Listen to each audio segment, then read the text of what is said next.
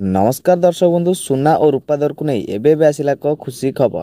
तेबे दर्शक बंधु जदि आपण माने सुना किंबा रूपा किनिबा को चाहुचंती वीडियोटी को शेष पर्यंत देखंतु। 22 कैरेट और 24 कैरेट सुना और रूपार मूल्य केते रहिछि जानि परिबे। तेबे वीडियोटी को स्टार्ट करबा पूर्व गोटे छोटिया रिक्वेस्ट यदि आपण हम चैनल को प्रथम थर देखुथांती तेबे सब्सक्राइब करी पाखर थिबा बेल आइकन को ऑल ले सेट कर दियंतु जादार आपण एही बळी वीडियो सर्वप्रथमे देखि परिबे। तेबे चालंतु डेर नकरी वीडियोटी को स्टार्ट करिबा। खसिला सुना दर 3 दिन रे 3500 टंका हास पाइला सुना दर।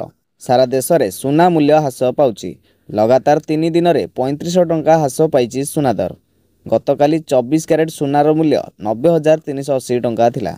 आज यह प्रति 10 ग्राम पिछा 89,730 टंका रे कारोबार करूची। राजधानी भुवनेश्वर रे 22 कैरेट सुना दर 10 ग्राम पिछा 600 टंका हास पाइची। 24 कैरेट सुना 650 टंका कमिची जहाँकि मध्यवित्तक सामान्य आश्वस्ति आनिछि। गतकाली भुवनेश्वर रे 10 ग्राम रो 24 कैरेट सुना दर 90,380 टंका रहितला। हेले आज भुवनेश्वर रे 10 ग्राम रो 24 कैरेट सुना दर 650 टंका हास पाइबा सह 89,730 टंका रहिछि। सेहीपरि गतकाली भुवनेश्वर रे 10 ग्राम रो 22 कैरेट सुना दर 82,850 टंका रहितला।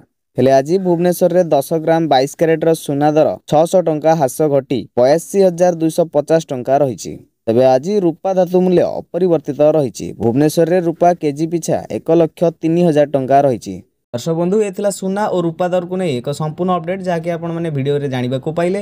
वीडियोटी भल लागिथिले लाइक कर देबे। आ हम चैनल ले नुआ थिले सब्सक्राइब करी पाखर थिबा बेल आइकन को ऑल ले सेट कर देबे।